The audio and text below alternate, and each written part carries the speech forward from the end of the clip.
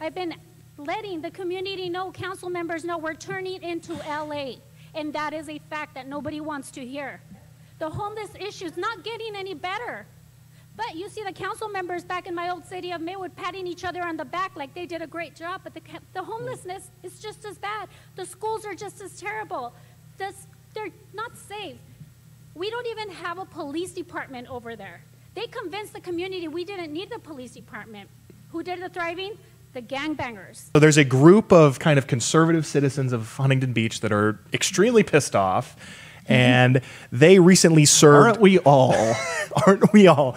They recently served 6 Huntington Beach city council members with basically notices of recall campaigns with, like, you know, dozens of signatures. And so there will be recall petitions going into effect. And from there could be recall votes. And, you know, a lot of those city council members, which all the ones petitioned were liberals, the one conservative on the city council did not get a notice of. So 6 out of the 7. So there's 7 on. Yes. There may be a couple. I think there was a couple more. There's one that did not get a notice of recall because she hasn't been on the council long enough. And then there's one, I believe he's a man that's on the council that didn't get one because he's conservative. Okay. So he's not pushing for the policies that the other council members are. So about 75% of the count yeah. So what sparked it? Do we know exactly what sparked it, or was it a litany of things? There's a number of things, but the main reason is these zoning laws that the state of California is forcing all these cities to implement. And Huntington Beach, you know, there was a lawsuit filed to prevent the state from forcing them to do that, but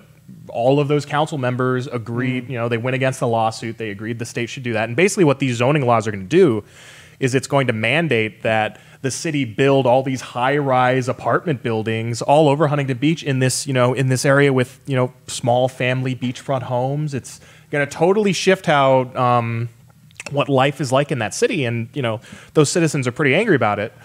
That is remarkable, since you look at places like San Francisco where they haven't built any new residents I think in decades. You know, they've had a moratorium on building, which is why things are so unbelievably expensive there. Now they are outsourcing this to, they don't want more building in the big communities. So they're now forcing smaller communities. You know, what they don't realize is they keep just ordering these zoning laws and doing this and that, when really if they just open things up to the free market, the homelessness problem is going to get solved. If they do that and, you know, institutionalize people that can't take care of themselves. If they do those two things. And enforce the law. You can't walk into a Walgreens, clean out the shelves, walk out, and just expect to get away scot-free. But, you know, it's not just the zoning laws. There are lots of policies that these people are really pissed, you know, that are being implemented in their city. And we have someone who spoke out to the city council members. This is what she's kind of had to say about that. And we're going to play that clip. For 20 years, I've been letting the community know, council members know, we're turning into LA. And that is a fact that nobody wants to hear. The homeless issue is not getting any better. But you see the council members back in my old city of Maywood patting each other on the back like they did a great job, but the homelessness is just as bad. The schools are just as terrible. They're not safe.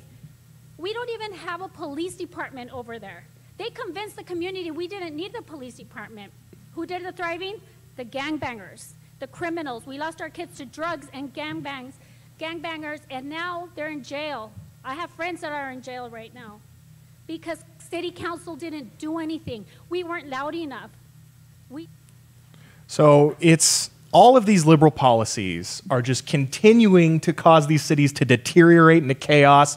You know, there's no path to success for the underprivileged because the schools are horrible. You know, there's no way out. There's lots of opportunities to get into drugs and get into gangs, and so that just it kind of puts a ceiling on what people can succeed and how much people can succeed in those areas. And when it came to the recall of Gavin Newsom, it seemed like, oh, okay, people are waking up now. Yeah. And then after a few months, it was like, well, maybe they were pissed at Newsom, but people in California, they're going to revert to the norm. They're going to continue to vote for the same things over and over again. But, you know, this kind of shows that the recall with Newsom, that sentiment that was driving that is not going to go away anytime soon. You know, people are calling out council members here. People are pissed. People are leaving California in droves for places like Texas. So Arizona. Yeah, in Arizona, Where we are. which, you know. Stay. Don't come here. Unless it's me. And please, you know, be smart enough to not bring the policies with you that forced you to leave in the first place. Exactly. But this story for me, what it gives me is a lot of hope. A lot of hope for California, a lot of hope for the U.S. in general, in that, you know, citizens are not going to stand by once they see that these policies are failing year after year, decade after decade. They're not going to stand by and continue to let it, you know, happen.